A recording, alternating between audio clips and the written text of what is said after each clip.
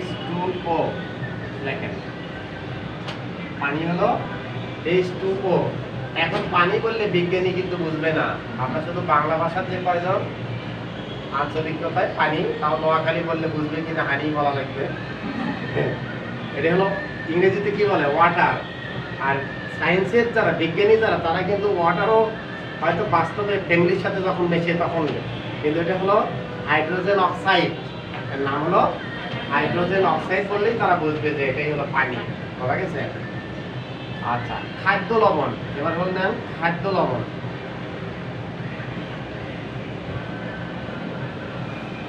Sodium chloride, দেখেন ভুল করেন না, সোডিয়াম লিখছি কিভাবে, একটা বড় হাতের একটা ছোট হাতের, আর ক্লোরিন লিখছি একটা বড় হাতের একটা ছোট হাতের। ওইভাবে ওরা যেখানেই যাবে ওইভাবেই লিখতে হবে। যদি এই সিটা যদি কোনো ক্রমে ছোট হয়ে যায় তাহলে ওটা কেটে যাবে কিন্তু। বোঝা গেছে? এটা হলো খাদ্য লবণকে কি বলা হয়, সোডিয়াম ক্লোরাইড। এটাকে বলা হয় সোডিয়াম ক্লোরাইড, আর এটাকে বলা হয় হাইড্রোজেন অক্সাইড। অক্সিজেনের সাথে যুক্ত হয়েছে সেই জন্য অক্সাইড হয়েছে। আর এটা হলো সোডিয়াম ক্লোরাইড, ক্লোরিনের সাথে যুক্ত হলে ক্লোরাইড হয়ে যায়। আচ্ছা, এটা হলো মানে সংক্ষেপে লিখে রাখেন হাইড্রোজেন অক্সাইড, বা এগুলো পরেও লিখতে পারেন। দুইটা হলো না? এবার লেখেন আমরা যেগুলো বাস্তব জীবনে পাই যৌগিক পদার্থ। আচ্ছা দেখেন তো পানিতে কয় ধরনের মৌলিক পদার্থ আছে? দুই ধরনের। কি কি? হ্যাঁ, হাইড্রোজেন আর অক্সিজেন আছে, তাই না? এটা বুঝতেছেন তো? হাইড্রোজেন এটা যে আগে যে লিখছিলাম না একটা একটা করে, ওটাই হলো একটা করে পরমাণু। এখন আবার পরমাণু কি জিনিস আবার নতুন নতুন শব্দ আসতেছে, তাই না? আমি না ইজিলি বলতেছি, কিন্তু আপনাদের কাছে এটা তো একদম নতুন। পরমাণু হলো পদার্থের ক্ষুদ্রতম কণা, অতি ক্ষুদ্রতম পরম পরম অণু। আগে আবিষ্কার করছে অণু, অণু আবিষ্কার করছে, তখন অণুকে ভাঙার মতো ইয়ে ছিল না। পরবর্তীতে অণুকে ভেঙে আবার পাইছে হলো পরমাণু। বোঝা গেছে? এই যে লিখলাম এইটা দিয়ে বোঝা যায় একটা পানির অণু। বোঝা গেছে? এক অণু পানি বোঝা যায়। এখানে যদি আমরা 2 দেই, 2 অণু পানি। এখানে যদি 5 দেই, 5 অণু পানি বোঝাবে। ঠিক আছে? তাহলে অণু কি? অণু হলো পদার্থের সবচেয়ে ক্ষুদ্রতম কণা, যে পদার্থের মধ্যে ওই পদার্থের বৈশিষ্ট্যগুলো বিদ্যমান থাকে। তাহলে পানির যদি আমরা দেখেন এটাকে ভেঙে ভেঙে তো একদিকে হাইড্রোজেন দিতে পারি, একদিকে অক্সিজেনও দিতে পারি, তাই না? কিন্তু তখন আর অণু থাকবে না, কিন্তু তখন পরমাণুতে ভাগ হয়ে গেল। কিন্তু এই হাইড্রোজেন আর অক্সিজেন যখনই একখানে হলো তখনই তৈরি হলো কি? পানি তৈরি হলো। তাহলে পানি ভাঙতে ভাঙতে এমন ক্ষুদ্র অবস্থায় যাব যখন বোঝা যাবে যে এটাও পানি। বোঝা গেছে? সেটি ওই পরিমাণ একে বলা হয় হলো অণু। পদার্থের ক্ষুদ্রতম কণাকে বলা হয় অণু। কতক্ষণ পর্যন্ত ক্ষুদ্রতম কণা? যতক্ষণ পর্যন্ত ওর ভিতরে ওই পদার্থের গুণাবলী বিদ্যমান থাকবে, পানির গুণাবলী বিদ্যমান থাকবে। বোঝা গেছে?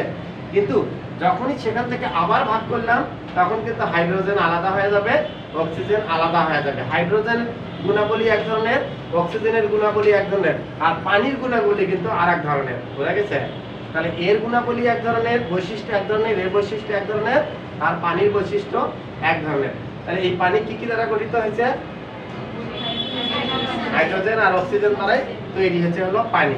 আচ্ছা, তাহলে এটা আমরা ক্লিয়ার বুঝলাম যে এটা হলো পানির একটা অণু। আর পানি অন্তত সেটা না বুঝি, কি বুঝলাম? যে দুই ধরনের পরমাণু দিয়েই তৈরি হয়েছে হলো পানি। 2 ধরনের পরমাণু দিয়েই তৈরি হয়েছে হলো খাদ্য লবণ। বোঝা গেছে? বা অন্তত এইটুকু বুঝলাম যে 2 ধরনের মৌলিক পদার্থ দিয়ে তৈরি হয়েছে পানি, আর 2 ধরনের যৌগিক পদার্থ দিয়ে মৌলিক পদার্থ দিয়ে তৈরি হয়েছে খাদ্য লবণ। এটা বুঝলাম না? এখন দেখেন তো এই যে O2, এটা কি মৌলিক পদার্থ না যৌগিক পদার্থ? মৌলিক পদার্থ না? এটা বোঝা গেছে যে এটা শুধুমাত্র অক্সিজেনই, কিন্তু আছে কয়টা? 2টা আছে। 2টা অক্সিজেন একখানে হয়ে আছে। যখনই এর সাথে আমরা অন্য কিছু দেব, যে ধরেন এর সাথে ইয়ে দিলাম, এই H দিলাম, তখন কি হয়ে গেল? তখন এটা যৌগিক হয়ে গেল। এটাও কিন্তু একটা হাইড্রোজেন পারঅক্সাইড বলে, ওগুলো এখন মাথায় নিয়েন না। আরো কয়েকটা যৌগিক পদার্থ নেন, যেগুলো কার্বন ডাই অক্সাইড।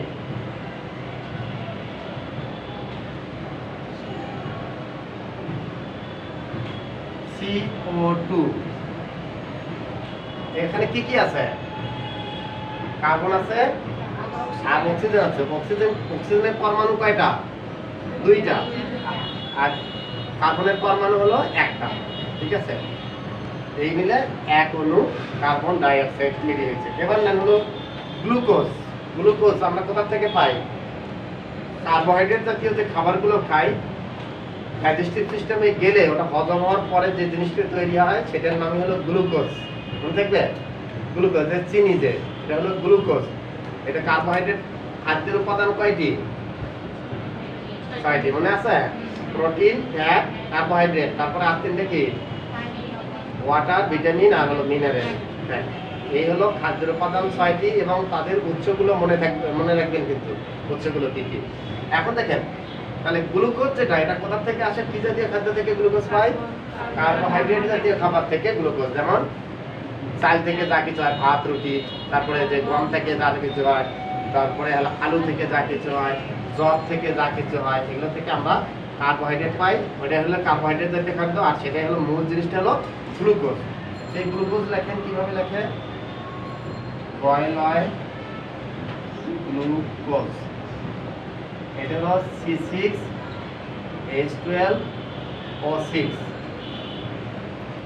এটা কি মৌলিক পদার্থ না যৌগিক পদার্থ যৌগিক মানে কয় ধরনের মৌলিক পদার্থ আছে তিন ধরনের তাহলে কার্বন হাইড্রোজেন এবং অক্সিজেন তার মধ্যে কয়টা কার্বনের পরমাণু আছে 6টি হাইড্রোজেনের পরমাণু হলো 12টি অক্সিজেনের পরমাণু 6টি দিয়ে একটা অণু গঠিত হয়েছে সেই অণুটার নাম হলো গ্লুকোজ এখন দেখেন তো এইটা ভিন্ন ধরনের এটার সাথে এটা এই একটা পরমাণুর সাইজ কিন্তু এক রকমের সবচেয়ে ছোট সাইজের পরমাণু হলো হাইড্রোজেন বুঝা গেছে সবচেয়ে ওজন কম ছোট সাইজের পরমাণু হলো হাইড্রোজেন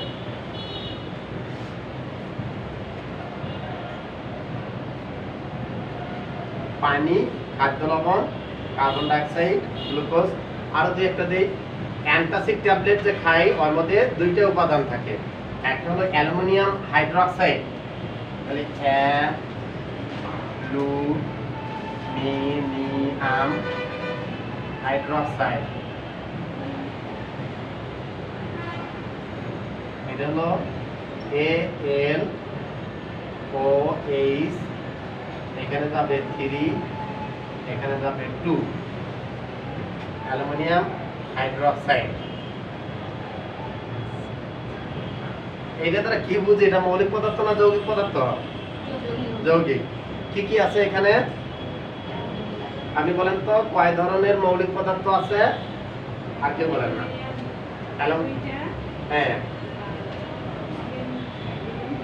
অক্সিজেন তিনটে করে অক্সিজেনও তিনটে এই যে ব্র্যাকেট দেওয়া আছে যে অক্সিজেনও তিনটে হাইড্রোজেনও তিনটা গুড এই হলো অ্যালুমিনিয়াম আচ্ছা অ্যালুমিনিয়াম হাইড্রোক্সাইড এটাকে লিখি Al2OH3 এটা পরে বুঝে দিচ্ছি কিভাবে হলো এগুলো এটা তো একবারই বুঝবেন না সব তাই না আর যদি বুঝতেন তাহলে তার এখানে এগুলো পড়া লাগতো না অ্যালুমিনিয়াম হাইড্রোক্সাইড আর একটা লিখে ম্যাগনেসিয়াম হাইড্রোক্সাইড ম্যাগনেসিয়াম হাইড্রোক্সাইড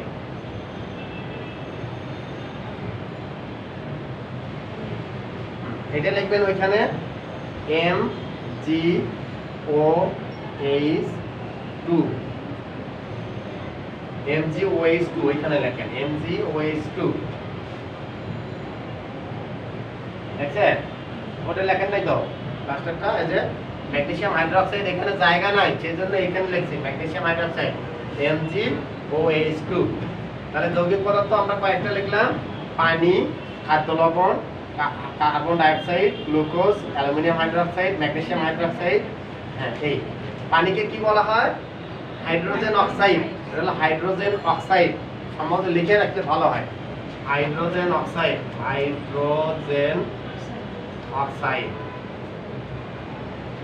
এটাকে খাদ্য লবণকে কি বলা হয় সোডিয়াম ক্লোরাইড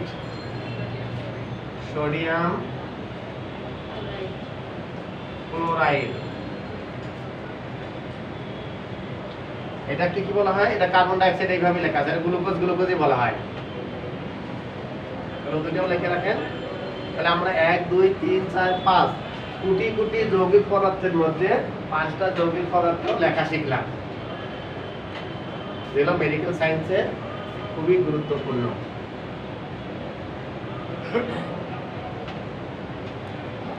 দেখছেন সবাই? তাহলে এটা এখন মিশিয়ে দেই। কারণ আমরা কি কি শিখলাম আজকে এখন পর্যন্ত? কেমিস্ট্রি কাকে বলা হয়, কেমিক্যাল কাকে বলা হয়, তারপরে মৌলিক পদার্থ কাকে বলা হয়। 18টা মৌলিক পদার্থ এ পর্যন্ত আবিষ্কৃত হয়েছে হলো 118টি মৌলিক পদার্থ, তার মধ্যে 18টা নিয়ে শুধু লেখা শিখছে, সবকিছু শিখে নেই। এরপরে যৌগিক পদার্থ কাকে বলা হয়, যৌগিক পদার্থের সংখ্যা কত, আর হলো যৌগিক কয়েকটি যৌগিক পদার্থ, মাত্র 5টি যৌগিক পদার্থের নাম শিখলাম, তাই না?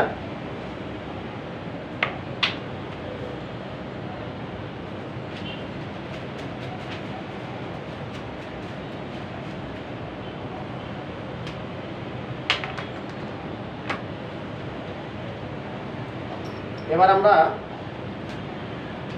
পরমাণু বলবো কাকে, পরমাণু। অণু কাকে বলবো? তাহলে অণু হলো পদার্থের ক্ষুদ্রতম কণা, যার মধ্যে ওই পদার্থের গুণাবলী বিদ্যমান থাকবে। বোঝা গেছে? পানির অণু বলতে সেটা কি বুঝবো, যে পানির সবচেয়ে ক্ষুদ্রতম অংশ, যার মধ্যে পানির যে গুণাবলী সেগুলো বিদ্যমান থাকবে। বোঝা গেছে? তাহলে অণু কি? হ্যাঁ, পানিরই অণু না, সবকিছুরই, সমস্ত পদার্থেরই অণু আছে। তাহলে অণুর সংখ্যাটা আমরা নেই, তারপরে পরমাণুর সংখ্যা নেব, তারপরে পরমাণুর গঠন নেব। এটা সময় অনুযায়ী দেখি কত আগে না তাই। এখন যদি আমরা এটা লিখি তাহলে বুঝবো না এটা কি লিখলাম, কি বুঝবো? কার্বন ডাইঅক্সাইড, তাই না? যদি আমরা এটা লিখি, O2 লিখি, তাহলে অক্সিজেন বুঝাবো। হ্যাঁ, এখন O2 এইভাবে লেখে কেন? একটা অক্সিজেনে শুধু এইভাবে লিখলে হয় না, এটা হলো অক্সিজেনের পরমাণু। কিন্তু অক্সিজেন বলতে যে অক্সিজেনের গুণাবলী যেন বিদ্যমান থাকে, ঠিক আছে, সেইটাই হলো যে এই যে এইটা O2, মানে দুটি অক্সিজেন পরমাণু একখানে হয়ে যেটা তৈরি হয়, তার মধ্যে অক্সিজেনের সমস্ত গুণাবলী বিদ্যমান থাকে, কিন্তু পরমাণুর মধ্যে সেই গুণাবলী বিদ্যমান থাকে না।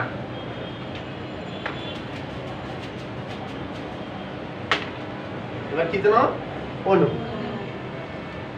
অণু কি? অ্যান্সার, পদার্থের সবচেয়ে ক্ষুদ্রতম কণা, যার মধ্যে ওই পদার্থের সকল গুণাবলী বিদ্যমান থাকে। বা আরো দেখি কিভাবে সুন্দর করে লেখা যায়, কোন পদার্থের সবচেয়ে ক্ষুদ্রতম কণা। হ্যাঁ, কোন পদার্থের আগেই লেখে হলো অণু হচ্ছে কোন পদার্থের সবচেয়ে ক্ষুদ্রতম কণা।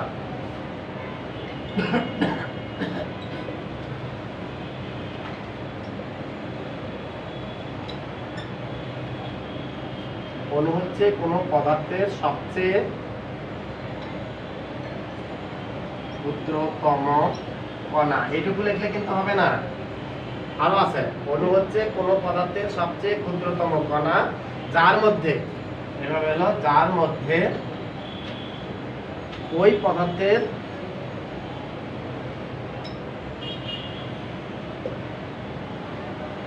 সমস্ত গুণাবলী বিদ্যমান থাকে।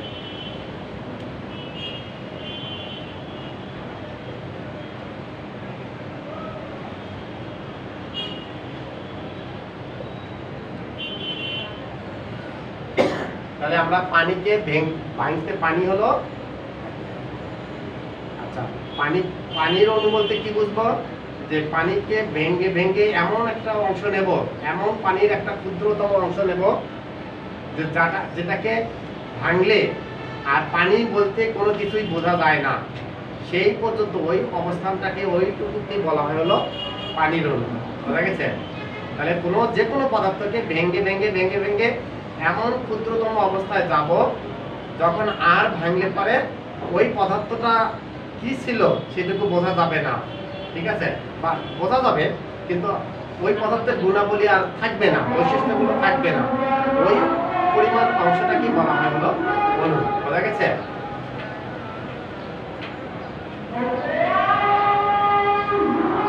যেমন পানির অণু,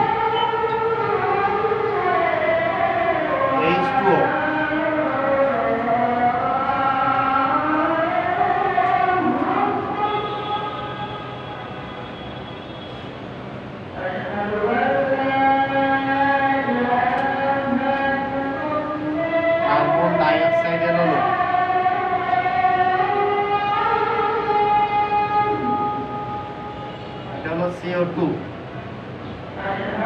দেখেন CO, আচ্ছা আমি লিখি আপনারা মাথাটা শেষ হলে বুঝে দিচ্ছি। অক্সিজেনের অণু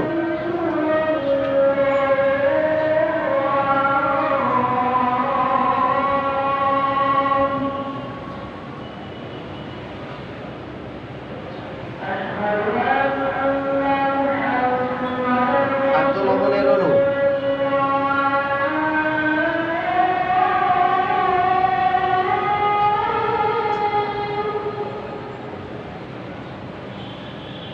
গ্লুকোজের অণু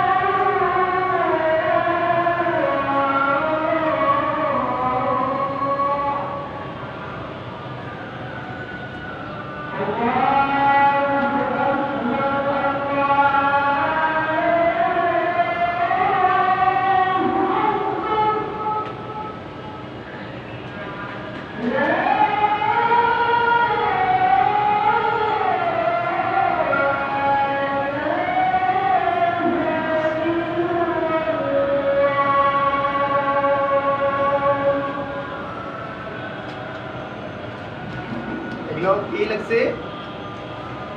একটা পানির অণু, কার্বন ডাই অক্সাইডের অণু, অক্সিজেনের অণু। তারপরে তাহলে এইটা আর এটার মধ্যে পার্থক্য কি?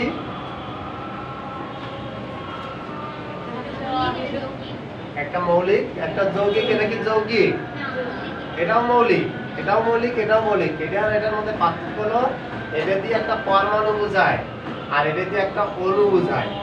তাহলে অণু যখনই আমরা এটাকে ভেঙে দুইটা করব, এদিকে একটা দেবো, এদিকে একটা দেবো, এটা দুটো না, তখন আর অক্সিজেনের যে বৈশিষ্ট্যগুলো, অক্সিজেন নামের যে পদার্থ তার যে বৈশিষ্ট্য থাকে সেই বৈশিষ্ট্যগুলো থাকবে না। বোঝা গেছে?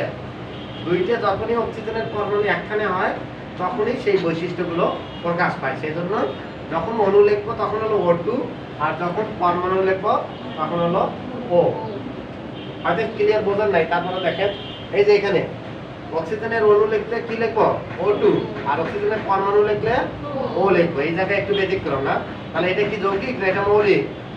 এটা কিন্তু মৌলিক পদার্থ, এখানে দুইটা বা ততোধিক নাই, কিন্তু এগুলো প্রত্যেকটাই হলো যৌগিক পদার্থ। দেখেন এটা দুই ধরনের, এটা দুই ধরনের, এটা দুই ধরনের, এটা তিন ধরনের মৌলিক পদার্থ আছে। তাহলে পরমাণুটা একটু মোটামুটি আইডিয়া আছে না? যে পরমাণু বলতে কি বোঝায়? আপনি বলেন তো পরমাণু বলতে কি বুঝি?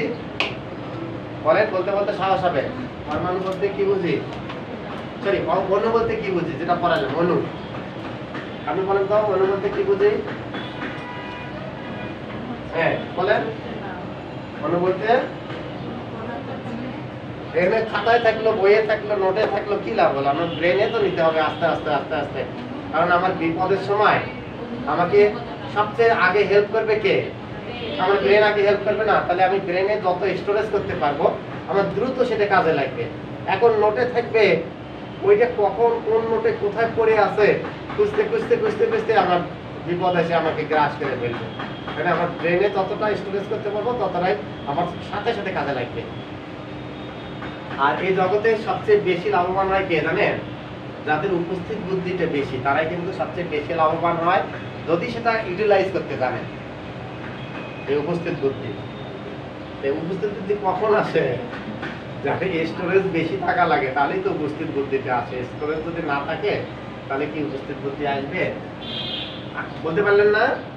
আপনি বলেন তো যে অণু কাকে বলা হয়?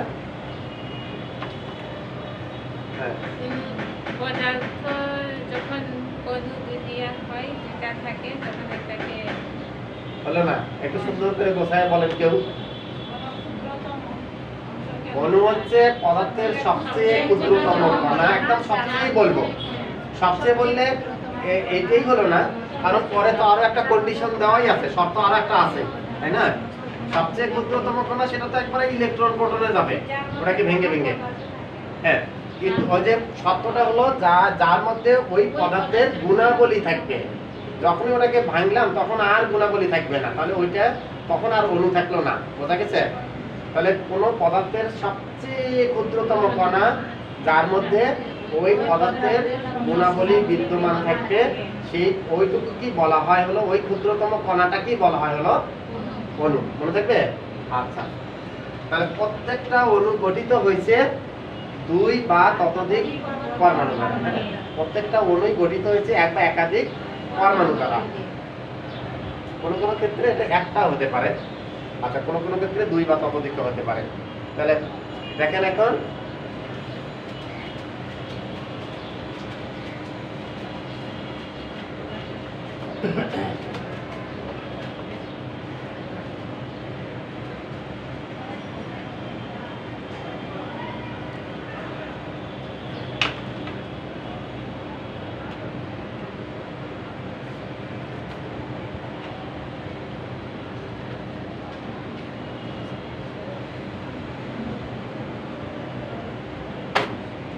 এবার লেখেন পরমাণু কাকে বলে।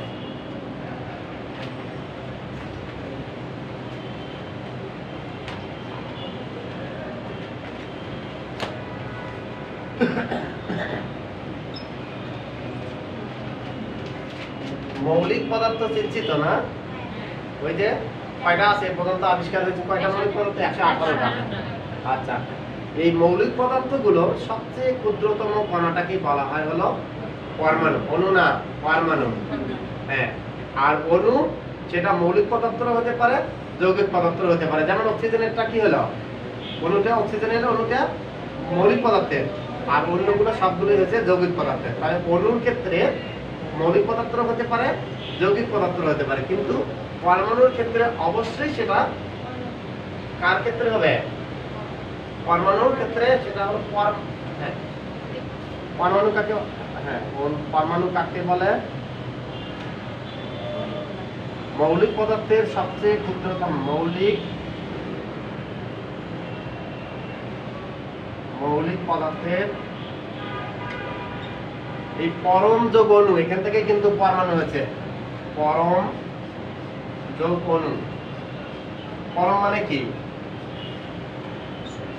পরম মানে অতি, পরম, পরম তাপমাত্রা বা অতি তাপমাত্রা, এই পরম।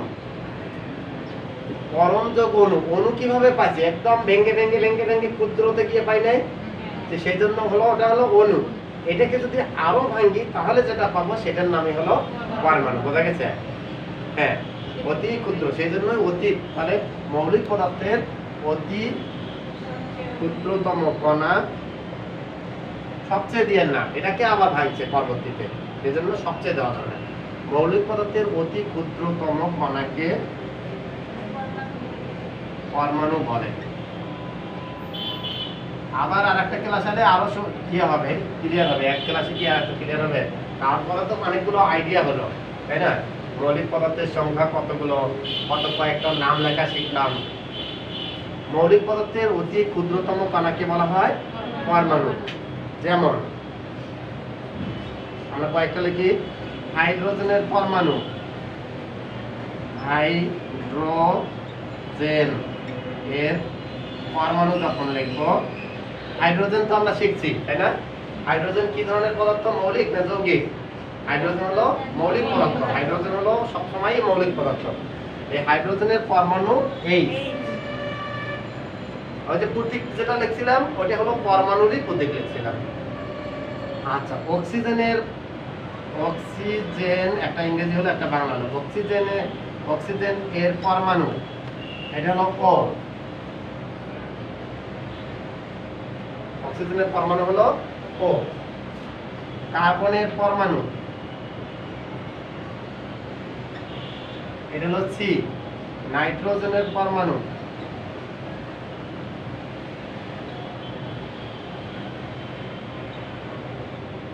N। এভাবে প্রত্যেকটাই আমরা ওই যে প্রতীকগুলো লিখছিলাম ওগুলো কি লিখছিলাম? পরমাণু লিখছিলাম। বোঝা গেছে? এখন আরেকটা ক্লাস দেখি কার আছে আপনার। আচ্ছা, ততক্ষণে আমরা এবার হলো পরমাণুর গঠন, যেটা একটু গুরুত্বপূর্ণ বেশি, যেটা ইলেকট্রোফিজিক্স বুঝতে সহায়তা করবে সবচেয়ে বেশি। ওখানেও পাবো, এখানেও পাবো। বোঝা গেছে? তাহলে এটা খুবই মনোযোগ দিয়ে শুনে। এটা লিখছেন কি? তাহলে আমরা মোটামুটি ধরতে গেলে ইলেকট্রোফিজিক্সের ভিতরে এই যে এখন থেকে প্রবেশ করলাম।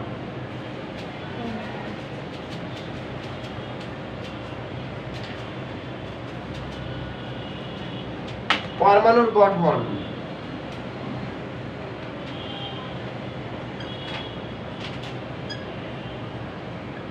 বিজ্ঞানীরা আগে মনে করছিল অণুকে ভাঙলে আর কিছুই পাওয়া যাবে না, পরবর্তীতে কি হলো? পরমাণু পাওয়া গেল। এই পরমাণুকে ভেঙে আবার পাচ্ছে 3 ধরনের কণা। তাহলে পরমাণুতে থাকে 3 ধরনের কণা বা কণিকা, দুটো শব্দ ইউজ করা হয়। কণা বললে আর কণিকা বললে, কণিকা একটু কি একটু লেডিস মনে হয়, কণা বলতে মেল মনে হয়, এই আর কিছুই না। তাহলে পরমাণুতে থাকে 3 ধরনের কণা।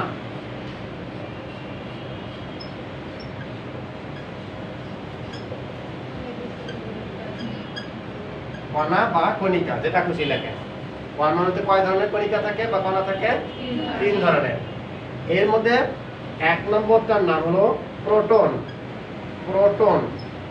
2 নম্বরটার নাম হলো আচ্ছা লেখেন নিউট্রন। আর 3 নম্বরটার নাম ইলেকট্রন। এই যে এখান থেকে ইলেকট্রোফিজিক্স আছে, কোন জায়গা থেকে? এই ইলেকট্রন থেকে। এখন আমরা পরমাণুর গঠনে দেখব। আর এই ক্ষেত্রে একটা জিনিস লিখে রাখি, আচ্ছা পরে আসে। তাহলে কি কি থাকে? পরমাণুতে 3 ধরনের কণা বা কণিকা থাকে, একটা হলো প্রোটন, নিউট্রন আর ইলেকট্রন। কেন্দ্রে থাকে হলো প্রোটন এবং নিউট্রন, প্রথম দুইটা এরা থাকে কেন্দ্র গঠন করে। যে সৌরজগতের কথা যদি চিন্তা করি, সৌরজগৎ সম্পর্কে আইডিয়া আছে না? সৌরজগতের কেন্দ্রে কি আছে? সূর্য। আর চতুর্দিক দিয়ে ঘুরতেছে কি? এই গ্রহগুলো, যেমন পৃথিবী একটা গ্রহ, তাই না? এটা তো আমাদের আইডিয়া হয়েছে। তাহলে ঠিক এটার সাথে তুলনা করবেন যে একটা পরমাণুর গঠনে ওইরকম একটা কেন্দ্র থাকে, এটা হলো কেন্দ্র। আর চতুর্দিক দিয়ে কিছু বলয় থাকে, সেই বলয়ে ইলেকট্রনগুলো ঘুরতেছে। তাহলে ইলেকট্রনের অবস্থান কোথায়? এই যে এই কক্ষপথগুলোতে। প্রথম কক্ষপথে থাকে 2টা ইলেকট্রন, এখানে একটা, এখানে একটা, 2টা ইলেকট্রন থাকে। দ্বিতীয় কক্ষপথে থাকে 8টা ইলেকট্রন, 1 2 3 4 5 6 7 8, এইভাবে একটা করে ইলেকট্রন বাড়তে থাকে। এই প্রত্যেকটা পরমাণুর গঠনে এইভাবেই দেখবো, কোনোটাতে আরো একটা কক্ষপথ, কোনোটাতে আরো একটা কক্ষপথ। ঠিক আছে? তাহলে একটা পরমাণুর গঠনে এইরকমই পাওয়া যায়। আর এই কেন্দ্রটা, যে এই কেন্দ্রটা গঠন হচ্ছে কি দিয়ে? এখানে আছে হলো প্রোটন এবং এখানে আছে এই যে নিউট্রন। প্রোটন এবং নিউট্রন দিয়ে। লাল কলম থাকলে ভালো হতো।